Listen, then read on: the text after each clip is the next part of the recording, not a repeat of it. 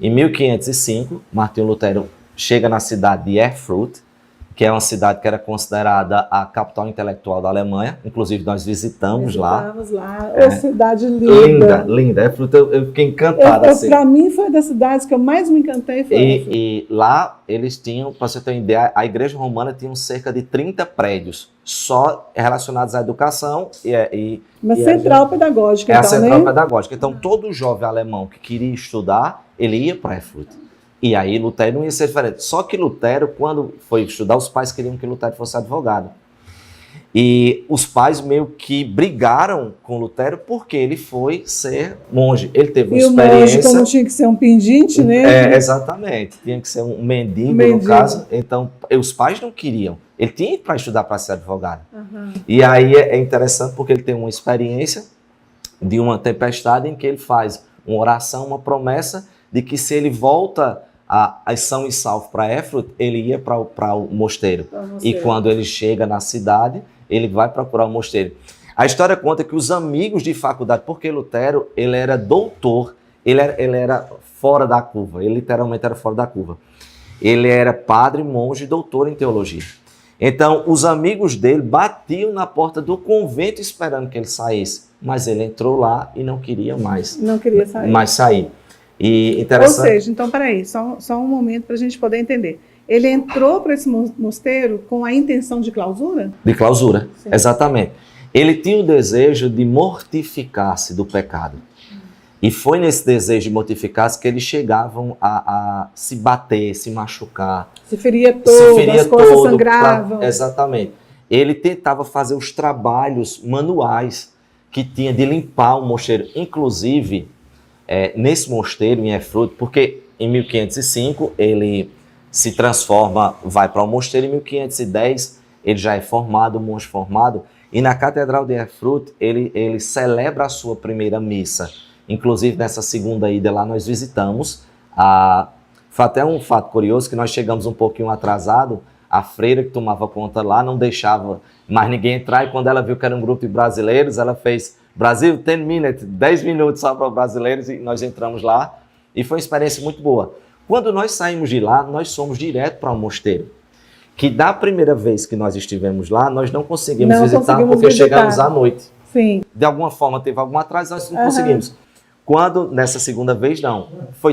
Deus preparou de tal forma que quando nós chegamos no mosteiro, existia um pastor de lá, que ele tinha chegado aqui do Brasil há poucos dias de uma missão e ele nos convidou para participar do culto da Igreja Luterana. E nós participamos lá do culto, até a guia, que era Valerie, acho que ela era chilena, estava conosco, ela disse, Netinho, que ela falou assim, estão acontecendo coisas estranhas. Primeiro, nunca uma freira iria permitir que nós entrássemos atrasados. Jamais. Outra, a gente participar de um culto aqui, nunca, eu trago pessoas direto para cá, nunca aconteceu isso. O guia ainda fala português, o guia não, o pastor. Ainda está... Nós participamos do culto, a metade do culto foi em alemão e a metade do culto em português para que nós entendêssemos como participar. Que maravilhoso. Então foi um momento muito bom. E até os guias... único, né? Exclusivo. Os guias que não são cristãos, eles diziam, está diferente. Essa caravana é diferente. Ao ponto de quando nós saímos, sim, voltando só a Lutero, lá, então ele celebra a primeira missa. É lá que ele tem começa a estudar os salmos. Ele primeiro começa com os salmos, depois ele vai para as cartas paulinas. E quando ele chega em Romanos, no capítulo 1, verso 17, que diz assim, porque nele descobre a justiça de Deus, de fé em fé, como está escrito, mas o justo viverá pela fé. E isso abriu a mente de Lutero. Deus, na realidade, abriu o entendimento de Lutero para entender que ele não precisava pagar indulgências. Não precisava pagar que ele não precisava se matar ou se mortificar, se machucar, porque o pecado já foi condenado em Cristo. Ele só precisava da fé em Deus, de ter esse Cristo. E aquilo houve uma abertura de mente de Lutero. A reforma, na realidade, começa no coração de Lutero a partir de que ele lê a Bíblia.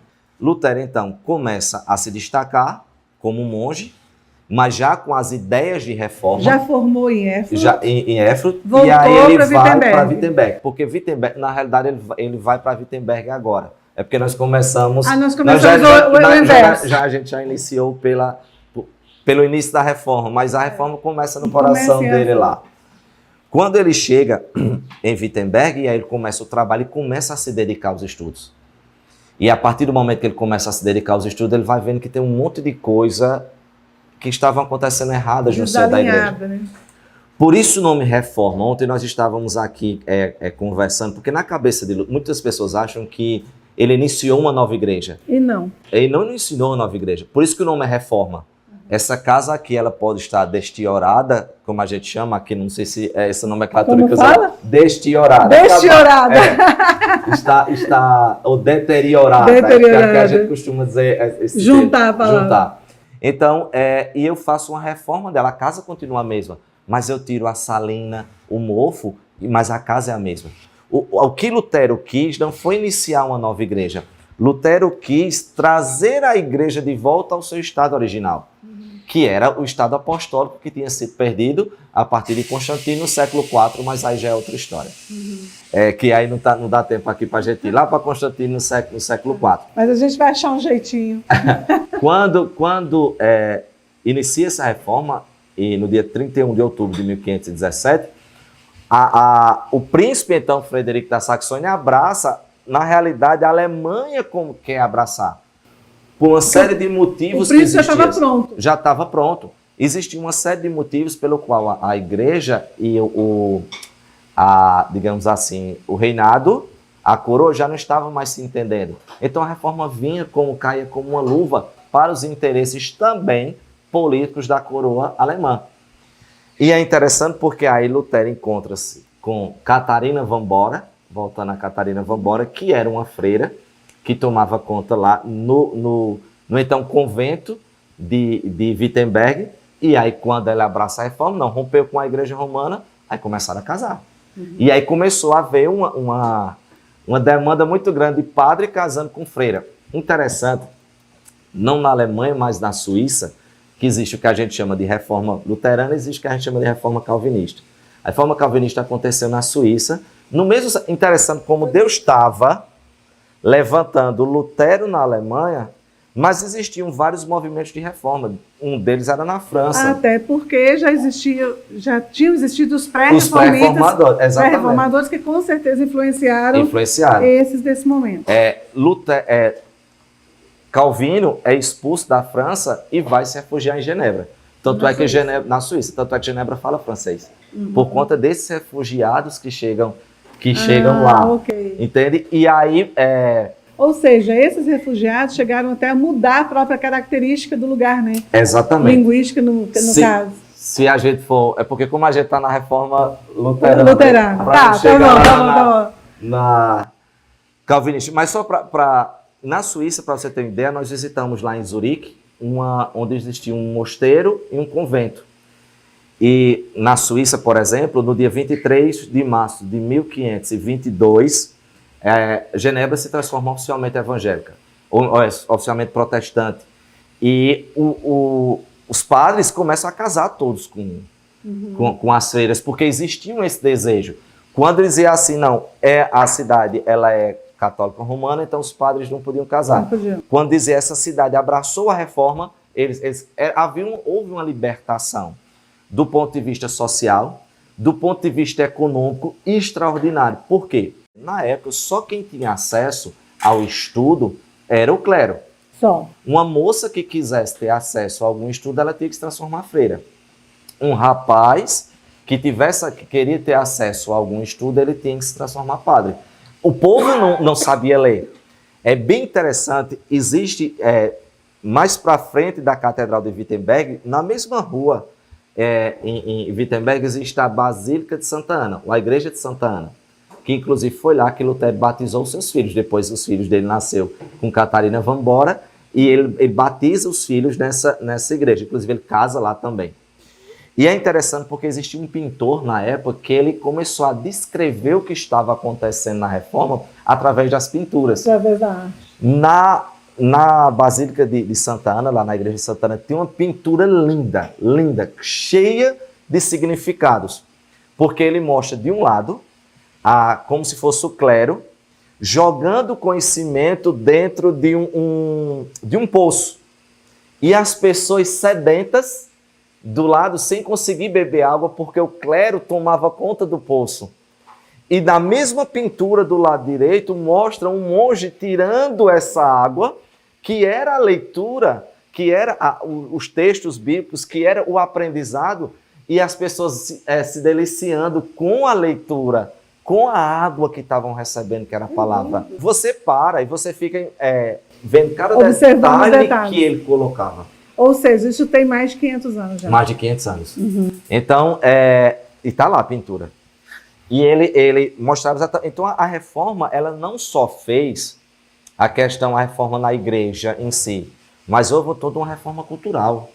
Se você for na Suíça, por exemplo, voltando só para a reforma calvinista, quando a Genebra se transforma oficialmente evangélica, Guilherme Farel, que morava em Berna, que é a capital da Suíça, vai para uma guerra com defender Genebra, e ele diz, olha, eu só levo o exército, que o exército de Berna era mais forte, porque lá eles não chamam cidades, chamavam cantões, que eram como se fossem estados. Ainda hoje, chama-se cantões. E ele disse, eu só levo o exército para lutar, se vocês permitirem que Guilherme Farel tome conta da igreja aí. E Guilherme Farel chega, e os historiadores dizem que ele tinha uma eloquência de tempestade, ou seja, ele era bravo. E ele precisava de alguém mais intelectual.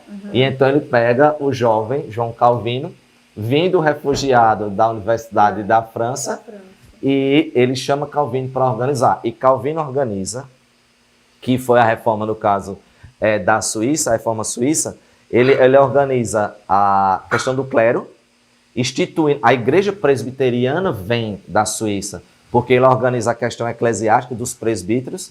Eu visitei a Catedral de Saint-Pierre, que é a catedral onde Calvino ensinava. Vizinho, inclusive, existe o Museu da Reforma, onde tem os escritos originais deles também.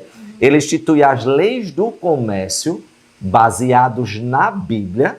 Ou seja, a igreja institui as leis do comércio. Só que agora uma igreja que conhece de Bíblia. Que conhece de Bíblia. E aí ele institui a Calvino College em 1548, inclusive eu visitei lá também. Em 1548 ele forma a Calvino College, que hoje é a Universidade de Genebra. Ou seja, então para aí, calma, Netinho, calma. Senão me empolgou. Calma. Então, eu preciso parar nesse ponto aí que é muito importante. A influência, como se torna? A influência da Bíblia, do conhecimento da Bíblia na sociedade como um todo. Por quê? Se eles estabeleceram as leis do comércio baseado nas Escrituras, se eles estabelecem uma escola para aquela cidade baseada nas Escrituras, é uma escola para todo mundo, não é? Agora, exatamente. A gente não está falando mais de uma escola eclesiástica, né? Exato. A gente está falando de uma escola comum, não é? Exato. Quais foram os impactos nessa cidade? Se vocês sabem relatar, quais foram, pelo menos, os principais impactos nessa cidade que estão agora com o comércio relacionado à palavra de Deus e estão com as escolas relacionadas com a palavra de Deus? Certamente teve um impacto nessa cidade. Grande. Só para você ter uma ideia, em Genebra, ele se transformou o cantão modelo da Europa. Aí.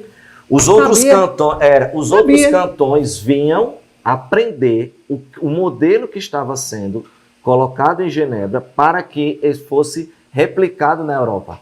Surge daí, eu costumo dizer assim, Lutero, ele foi quem abriu a porta da casa.